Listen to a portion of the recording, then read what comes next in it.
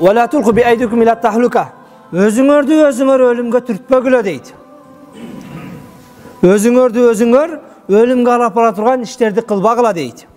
Мына ошол адам өзүн ölümgө түрткөндөрдүн себептеринин бирөөсү бул бүгүнкү күндө бизде уят саналбаган, наоборот тойлордо сыймыктанып столдун үстүнө коюлган арак.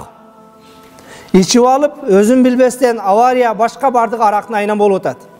Тек гана өз авария өлүп кетсе бир жөн, артында салып алган балдары менен кошо өлгөндөр же бул жакта бир жакшына өз жолунда бараткан 20-25 жүргүнчү менен бараткан маршрутканы уруп башка уруп канча адамдын өлүмүнө себепчи болуп атат. Өзүңөр өлүмгө түртпөгүлө дейт.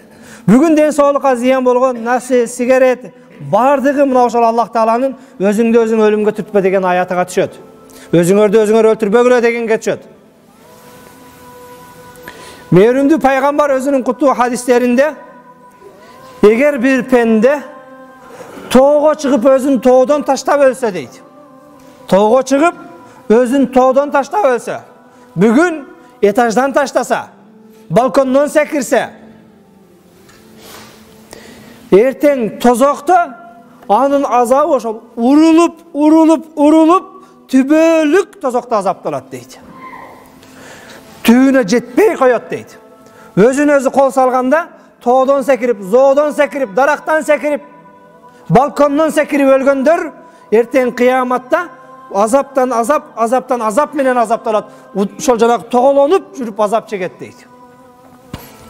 Пайгамбар саллаллаху алейхи ва саллям кимде ким өзүн өлтүрүш үчүн уу иче турган болсо, уу ичип өлө турган болсо, тозокто ошол даярдалган тозоктун ууларынан ичип, ошонун менен кайра жаны чыгып, кайра жан берилип, кыям түбөлүктүү ошол жерде ошондой азапта калат дейт.